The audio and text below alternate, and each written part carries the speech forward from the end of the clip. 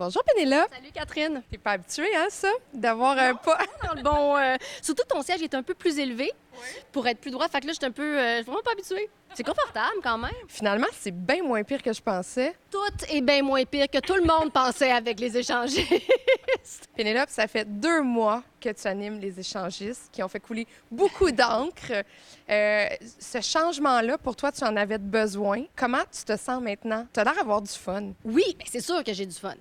Mais si je te ramène juste un peu à la fin de la saison passée, nous, on pensait revenir avec la même équipe dans relativement la même formule. Mais quand on m'a dit au mois de décembre que non seulement c'était une nouvelle formule, mais que c'était produit par Eric Salvaire, puis là, j'étais comme, OK, là, c'est un vrai changement. Gros deuil, gros deuil. On parle de 48 heures de larmes intenses. De larmes? Absolument. Ah oui? Absolument, Toi, tu vis des absolument. coupures comme ça? Non, c'était la première fois que ça m'arrivait.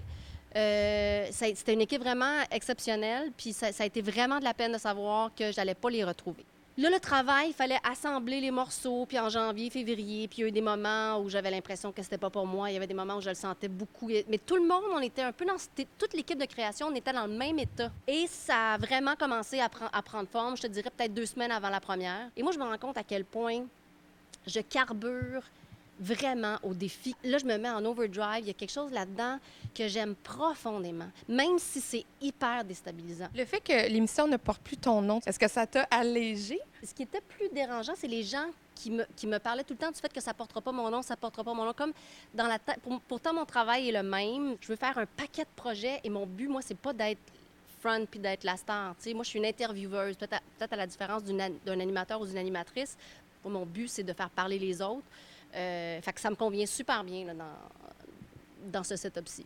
Je te suis sur Facebook, dans les réseaux sociaux. Je te vois souvent réagir aux commentaires des gens. C'est sûr que j'ai l'impression que depuis 1 an ou 2, il y a une intensité, une méchanceté, une agressivité qui a plus aucun rapport avec nous. Là. Les gens sont en crise avant même d'ouvrir la télé parce que c'est impossible que la couleur de ma chemise te mette dans cet état-là. C'est une impossibilité. Fait que t'étais déjà... vêtements, là, tes vêtements. Non, absolument. Il y a des gens qui sont très fâchés. Avant, c'était « tu parles trop, arrête de couper la parole ». Là, c'est du « ferme ta gueule ». Puis souvent, en 2-3 tweets, la personne change sans avoir à répondre. Je suis pas de mauvaise foi, je suis pas passive-agressive. Je vais juste répondre tout à fait neutre. J'ai l'impression qu'il y a quelque chose qui est très propre aux femmes de recevoir des commentaires comme ça, gratuits, sur l'apparence physique, sur les vêtements. J'aimerais bien mieux me faire critiquer sur mes questions, sur des relances que j'ai pas fait, sur des trucs que j'ai pas fouillés, sur des erreurs que j'ai fait. Ça me brise le cœur. Heureusement, les gens me parlent bien plus souvent de mon rouge à lèvres. Parlons-en de la mode, tu t'amuses quand même beaucoup.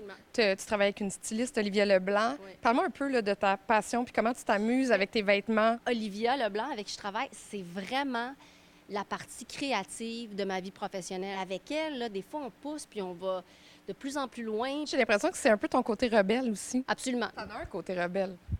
Écoute, j'aime pas rentrer dans des cases, là. J'haïs bien ça. Puis, ah, mon Dieu, que j'aille ça me faire dire quoi dire, puis faire suggérer que je devrais pas dire ça, puis je devrais pas faire. Ça vient vraiment chercher la petite fille à l'école qui était pas comme les autres, parce que mes parents étaient marginaux, parce que je pensais pas comme tout le monde, parce que puis l'autorité, j'ai juste jamais compris comment ça fonctionnait. Fait que c'est vraiment, là, cette petite fille-là qui est devant la prof, là, qui l'obstine, puis que... Elle fait, c'est pas parce que tu m'as dit de, tu sais, c'est pas parce que tu me dis non que c'est non. Explique-moi pourquoi je ne devrais pas faire telle affaire. Mais dis-moi pas juste, fais pas ça. Pénélope, on s'en va dans ta loge. Absolument. T'es-tu prête? Oui, je veux voir tes vêtements. Ça m'intrigue. OK. Oh my God! Physiquement, j'ai beaucoup de difficultés à être en talons. Fait qu'ils sont toutes confortables. Il n'y a pas une paire là-dedans avec lesquelles je peux pas descendre les marches. Parce que tu as vu les marches qu'il faut que je descende en direct. Fait que ça, faut que ce studio soit... J'ai tellement peur de me péter la gueule à chaque fois que je descends ces marches-là. Il y a des gens qui disent... c'est beaucoup d'efforts mis là-dessus, l'image, on peut se concentrer sur d'autres choses, on peut parler d'autres choses. Ça fait tellement partie de la game, tu sais. Un talk show, là, c'est un jeu, là. On est en représentation, c'est un spectacle. En tout cas, moi, ça me fait triper. Je veux pas que t'arrêtes de porter des souliers comme ça. Non, je n'arrêterai pas. Merci, Pénélope. Vraiment plaisir. Je te refais un autre Girl Power. Yeah! Ah, c'était fort. Boire, tu l'as vraiment, le Girl Power. Oh, yeah, le tapis rose, le tapis rose.